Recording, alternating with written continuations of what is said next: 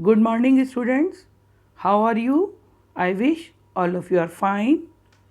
Today, I am going to start a new chapter, that is types of software. As we have already studied computer system, types of computer, classification of computer, and various devices used in computer. These devices which is used in computer is called as hardware. Hardware of any computer system cannot operate on its own unless it is instructed with the help of instructions and programs called software. Computer बेटा two parts consist करता है, एक hardware and second one is software. Hardware is just like the metallic box होता है अगर उसके अंदर software ना डाला सके. Hardware is the part of computer that you can see, you can touch, and software is the part of computer that you can't touch, you can't see, but you can feel only.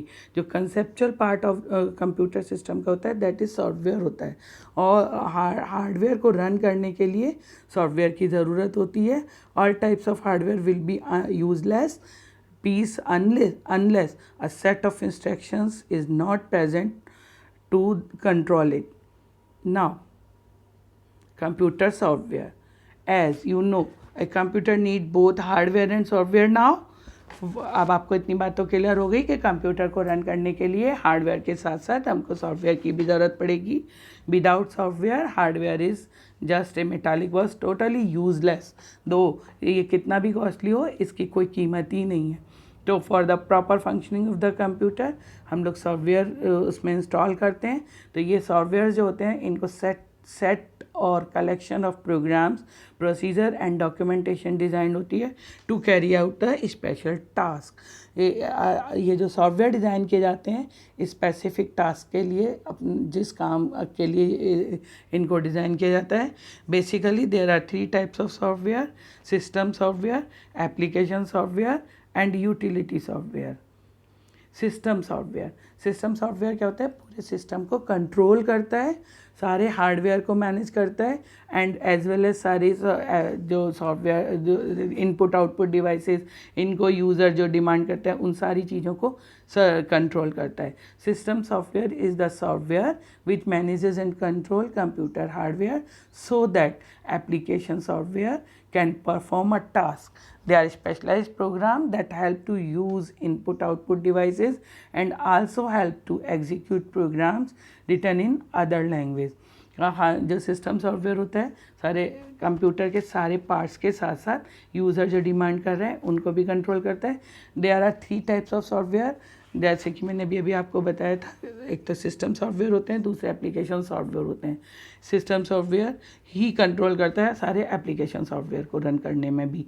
तो system software के 2 parts होते हैं. One is language translator and second one is operating system. Various operating system are Windows के भी बहुत सारे version हैं बेटा. Windows 98, Windows 2000, Windows millennium, Windows 16 and Windows 10, and then Mac operating system, Linux, Unix. These are the various operating systems. And now language translator क्या होता है? As बेटा आपको लास्ट चैप्टर में मैंने बोला था कि कंप्यूटर मशीन लैंग्वेज को अंडरस्टैंड करता है, दैट इज़ बाइनरी कोड्स होते हैं जिसमें 0 and 1. मशीन लैंग्वेज को कंप्यूटर जब अंडरस्टैंड करता है तो हम लोग जो प्रोग्राम्स डालते हैं वो computer language high level language होती है जो written in English. High level language which is written in English, उसमें हम लोग अपने इंस्ट्रक्शंस लिखते हैं और कंप्यूटर के अंदर ये लैंग्वेज ट्रांसलेटर्स होते हैं जो कि उस हाई लेवल लैंग्वेज को लो लेवल लैंग्वेज में कन्वर्ट कर देते हैं, that is machine language. And computer is able to understand that machine language और again after processing the data that low level language is converted into the high level language and display the output in our language. तो ये जो different types के language translator होते हैं computer के high level language को low level language में convert, machine language में कन्वर्ट करने के लिए. These are compiler, assembler and interpreter. Now compiler is a software, एक प्रोग्राम ही होते हैं. ये जो ट्रांसलेटर्स होते हैं ये भी एक प्रोग्राम्स ही होते हैं. ये क्या करता है कंपाइलर?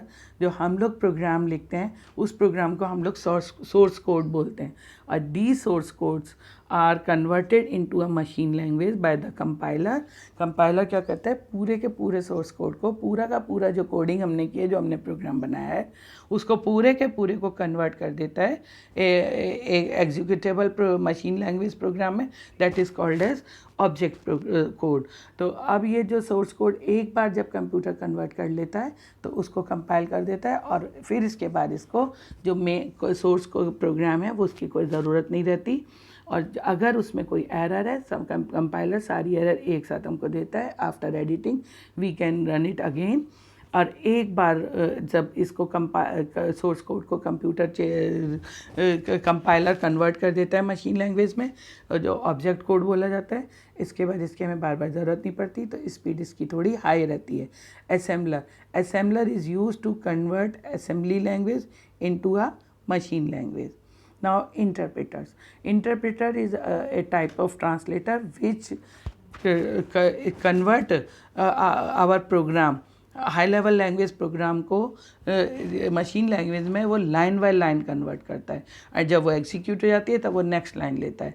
अगर जब इस तरीके से वो उसको एग्जीक्यूट करता है तो इसकी जो प्रोसेसिंग स्पीड रहती है थोड़ा स्लो रहती है, लेकिन इसमें क्या होता है, और फिर जब भी जो भी एरर आएंगी वो लाइन बाय लाइन ये हमको देता जाएगा। अगर हम उसको करेक्ट कर देंगे फिर ये पूरा सोर्स कोड लेगा, पूरा स्टार्टिंग से चलेगा, पूरा फिर रन करेगा। इस तरह के से इंटरप्रेटर वर्क करता है, और इंटरप्रेटर के लिए हमेशा हमको सोर्स प्रोग्राम की ज़रूरत रहती है। Now operating system. An operating system is the most important software program that enable the computer hardware to communicate and operate with the computer software. Operating system ये जो है एक तरीके से आप कह सकते हैं इंजन है। जैसे कि गाड़ी को चलाने के लिए, ट्रेन को चलाने के लिए इंजन की ज़रूरत होती है, ऐसे ही सारे सिस्टम को चलाने के लिए हमको ऑपरेटिंग सिस्टम की ज़रूरत होती है। Operating system set of programs होते हैं that controls a computer when you turn on your system. जैसे अब आप लोग हम और आप कंप्यूटर को ऑन करते हैं, कंप्यूटर के अंदर एक बायोस चिप होती है। बायोस क्या करता है, एक बार सारे कंप्यूटर के इनपुट आउटपुट डिवाइसेस को एंड स्क्रीन सारे दूसरे अदर हार्डवेयर्स को एक बार चेक करके इसका ऑपरेटिंग सिस्टम को हैंड ओवर कर देता है। हैंड ओवर इसके बाद पूरे ऑपरेटिंग सिस्टम इसके बाद पूरे से उसको कंट्रोल, पूरे कंप्यूटर सिस्टम को कंट्रोल करता है। Operating system is the set of program that controls a computer. When you turn on your computer the operating system starts automatically. Operating system perform basic task such as recognizing input from the keyboard, sending output to the screen, keeping track of files and directories, and controlling devices like disk drive and printer. Without a computer operating system एक computer would be useless. मतलब इसका क्या हुआ कि computer का operating system जो भी हम इनपुट दे रहे हैं कीबोर्ड के थ्रू, माउस के थ्रू या अदर डिवाइसेस के थ्रू, उनको कंप्यूटर सिस्टम तक कंट्रोल ले जाना, फिर उसके ऊपर प्रोसेसिंग के ऊपर जो एक्शन, ये सारा जो मैनेजमेंट है वो ऑपरेटिंग सिस्टम का है। There are 2 types of operating system, CUI character user interface and GUI graphical user interface. ये इंट्रैक्शन जिस तरीके से हम ऑपरेटिंग सिस्टम पर कर रहे हैं उस बेसिस पर डिवाइड होते हैं।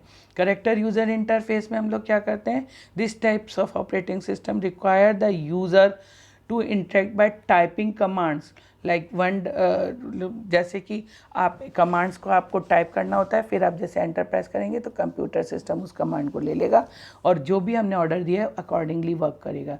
वेल ग्राफिकल यूज़र इंटरफेस में क्या होता है, this operating system is a graphical oriented and user can use a device like mouse, light pen to interact with the system by clicking Windows.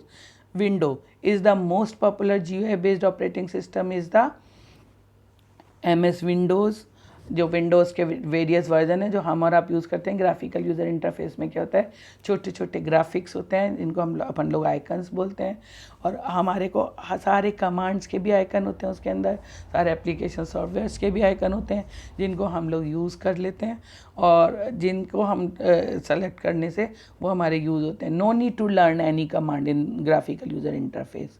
And now functions of operating system. On the basis of this explanation, now I think you are able to understand कि operating system सारे computer के को handle करने के लिए responsible है। Various functions जो operating system करता है वो इम्प्लीमेंटिंग द यूज़र इंटरफेस, जो हम कंप्यूटर से इंटरेक्ट कर रहे हैं वो सारी हमारी कमांड्स को जो हम ऑर्डर दे रहे हैं उनको इम्प्लीमेंट कराने में काम करता है। शेयरिंग हार्डवेयर एमंग यूज़र्स, जितना भी हार्डवेयर है अगर कई लोग काम कर रहे हैं एक साथ तो किसको कब क्या शेयर करना है वो काम करता है। Allowing user to share data among them self, जब नेटवर्किंग पे काम कर रहे हैं तो जो डेटा को शेयर करने का कंट्रोल है वो भी ऑपरेटिंग सिस्टम के पास रहता है। Preventing user from interfering with one another, एक दूसरे से इंटरफेरेंस ना हो या कोई एक दूसरे के काम में इंटरफेयर ना करे, ये काम भी इसी को कंट्रोल करना होता है। कौन सी फाइल कहाँ किस तरीके से सेंड करनी है, किसके को नहीं देनी है। Scheduled resource among user, facilitating input output, recovering from errors. जैसे कई बार बेटा क्या होता है, कई बार कंप्यूटर में आपने देखा होगा एरर्स आ जाती हैं तो कंप्यूटर अपने आप उन एरर, जैसे कि कभी कोई गलत काम कर गया या कुछ हमसे गलती से डिलीट हो गया कुछ इंपॉर्टेंट फाइल्स एंड, तो कंप्यूटर अपने आप उनको रिकवरी, ये ऑपरेटिंग सिस्टम उनको अपने आप रिकवरी कर लेता है। जब हम इसको स्टार्ट करते हैं उन सारों को वो ये अपने आप से रिकवरी करता है। Accounting the resource user and facilitating parallel operators, organizing data to secure and repeat access, handling network communication. These are the various types of work which operating system is responsible for them. Classification of operating system. According to the requirement there are various types of operating system होते हैं और वो अपने अपने अपने उसी हिसाब से काम करते हैं। Various types of operating system जो है वह है बैच प्रोसेसिंग। बैच प्रोसेसिंग में क्या होता है, एक बैच बना लेता है वो कमांड्स का और उसके अकॉर्डिंग वो काम करता है।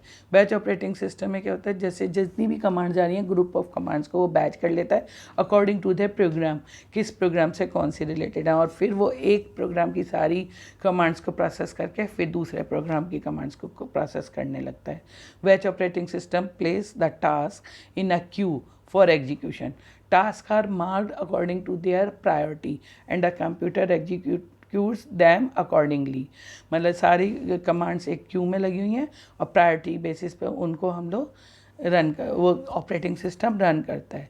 Multiprogramming operating system, more than one program can run at the same time and one program is executed the CPU execute the other programme.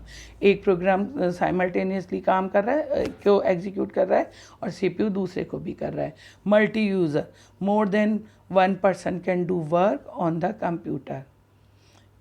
Multi processing, जैसे कि एक से ज़्यादा प्रोसेसिंग एक टाइम में चल रही हैं, इसमें मोर देन वन प्रोसेसर होता है और multiprocessing system enable several process to run एक साथ रन करने में हेल्प करता है। This means multiprocessing has to ability to execute more than one process at the same time. Multitasking means to execute more than one task, लेकिन इसमें processors एक ही होता है, वो एक साथ एक से ज़्यादा वर्क कर सकता है। मल्टी थ्रेडिंग में क्या होता है, जब लॉन्ग एग्जीक्यूशन होती है तो उस पार्ट को कंप्यूटर छोटे छोटे थ्रेड्स में फ्रैक्शंस में डिवाइड कर देता है और उन सबको सेपरेटली प्रोसेस करता है। Real time operating system are the system that respond to input immediately. Real time system are used to navigate in which computer react to steady flow of new information without interrupt. जैसे कि क्या था, real time के according demand के according करता है। जैसे कि इन फ्लाइट्स इन आर्मी क्या है कि जब एक पायलट फ्लाइट को उड़ा रहा है तो वो टच में रहता है नीचे कंप्यूटर के थ्रू, अगर कोई प्रॉब्लम आती है, कुछ आता है, तो प्रायोरिटी बेसिस पे कंप्यूटर उसको एक्शंस लेने के लिए और कमांड दी जाती हैं और अकॉर्डिंगली वो कमांड लेता है। ये नहीं है कि जिसको जो ज़रूरत हो रही है वो, लेकिन रियल टाइम में जिस एक्चुअली जो ज़रूरत है अकॉर्डिंगली कंप्यूटर वर्क करता है। Application software, it is designed to the need of different user. Application software is unable to run without the operating system and system utility. Operating system है वो computer को control करता है, computer के सारे input output devices, printer, user के instructions, इन सब को कंट्रोल करता है। मींस कंप्यूटर को हैंडल करने के लिए ऑपरेटिंग सिस्टम चाहिए, बट हमारी जो हम जो काम करते हैं उसके लिए हमको एप्लीकेशन सॉफ्टवेयर चाहिए। ये डिज़ाइन किए जाते हैं हम लोगों के काम को करने के लिए। वेरियस टाइप्स ऑफ वर्क जो हम लोग करते हैं वो किस तरीके से हमको करना है, जैसे कि हमें कोई प्रेजेंटेशन देनी है, या हमें एक लेटर टाइप करना है, या हमको कोई एक डेटाबेस बनाना है, तो काफ़ी सारे लोगों का रिकॉर्ड रखना है, तो ये सच टाइप ऑफ सॉफ्टवेयर जिन पर हम ये काम करते हैं एप्लीकेशन सॉफ्टवेयर बोले जाते हैं। Different types of application software are word processing application.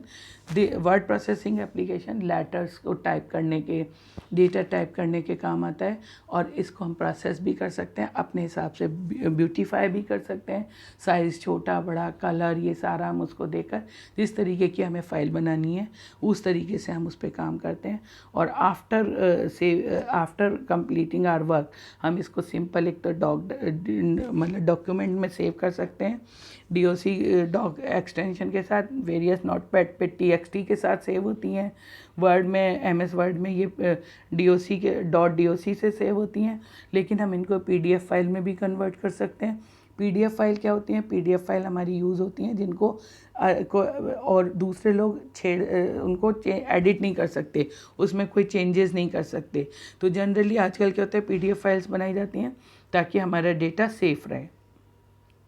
Spreadsheet application. This program enable a user to perform mathematical calculation. ये टेबुलर फॉर्म में जनरली रहता है स्प्रेडशीट एप्लीकेशन सॉफ्टवेयर, और इसमें जो डाटा है वो टेबल की फॉर्मेट में रहता है, रोज़ एंड कॉलम्स में टेबल होती हैं। इसका सिंपल सा और कॉमन एग्जांपल है एमएस एक्सेल। आप लोगों ने एमएस एक्सेल पे शायद काम भी किया होगा और देखा भी होगा। टेबल की फॉर्मेट में हम ह्यूज अमाउंट ऑफ डेटा उसके अंदर डाल सकते हैं। There are number of rows and column in MS Excel. तो और इस पे हम कैलकुलेशंस कर सकते हैं, simple as well as complex. Scientific calculations भी इसके ऊपर हो जाती हैं। तो ये हमारे डेटा को प्रॉपर इस तरह मैनेज करते हैं मल्टीमीडिया एप्लीकेशन। मल्टीमीडिया एप्लीकेशंस जिसमें हम लोग मल्टीमीडिया, मोर देन वन मीडिया, टेक्स्ट के अलावा वॉइस, ऑडियो एंड वीडियोज़ भी यूज़ करते हैं, एनिमेशन भी यूज़ करते हैं। इस टाइप के एप्लीकेशंस को हम मल्टीमीडिया एप्लीकेशन बोलते हैं, मल्टीमीडिया सॉफ्टवेयर बोलते हैं। जैसे कि पावर पॉइंट प्रेजेंटेशन, ये मल्टीमीडिया एप्लीकेशन है। इसके अलावा ये जो हम लोग वेरियस वीडियोस बनाने के लिए सॉफ्टवेयर्स यूज़ करते हैं, ये सारे मल्टीमीडिया एप्लीकेशन सॉफ्टवेयर्स होते हैं। And now saving a file in JPEG, GIF and BMP format. जो हम लोग पिक्चर सेव करते हैं इनको हम लोग डिफरेंट फॉर्मेट्स में सेव कर सकते हैं। जैसे कि हमारी रिक्वायरमेंट होती है अकॉर्डिंगली हम पिक्चर को सेव करते हैं। BMP इमेज जो सेव होती हैं .bmp से सेव होती हैं। एक्सटेंशन पिक्चर का होता है जो .bmp होता है आफ्टर नेम। तो ये एक्सटेंशन बताती है ये BMP बिटमैप फाइल है। BMP files is called as bitmap file. और ये जो है ये अपीयरेंस ऑफ बिटमैप इमेज हमारी रेजोल्यूशन पे डिपेंड करती है। रेजोल्यूशन होता है number of pixels in a small piece of a screen. जो जितने पिक्सेल्स हैं उसके ऊपर ये हमारा कितने पिक्सेल्स हैं किस तरीके से काम करेगा वो करता है। The JPG extension has JPG format. JPG जैसे फाइल को आप .jpg से सेव करेंगे, ये JPG फॉर्मेट होता है जॉइंट फोटोग्राफिक ग्रुप। इसमें क्या होता है, ये जनरली फोटोग्राफर्स के जो फ़ोटोज़ होते हैं उसमें होता है। इसमें फ़ोटोज़ ख़राब नहीं होते और ये ऐसे कैसे बने रहते हैं। This is a type of bit में advance file this is a type of advance bitmap file है। GIF में ये जनरली कंप्यूटर में इंटरनेट पे फ़ोटोज़ को अपलोड करने के लिए हम लोग यूज़ करते हैं इसको GIF को। GIF extension stands for graphics interchange format. इसमें पिक्चर्स छोटी रहती हैं, उनका साइज़ छोटा रहता है, लेकिन JPG फाइल्स की क्वालिटी ज़्यादा फाइन रहती है, उनका पिक्चर साइज़ बड़ा रहता है। और ये GIF फाइल हम लोग कंप्यूटर के ऊपर यूज़ करते हैं, इंटरनेट पे फाइल्स, वेबसाइट्स पे फाइल्स अपलोड करने के लिए यूज़ करते हैं। I think this is quite enough for today. Thank you, have a nice day. Next time we will continue this chapter.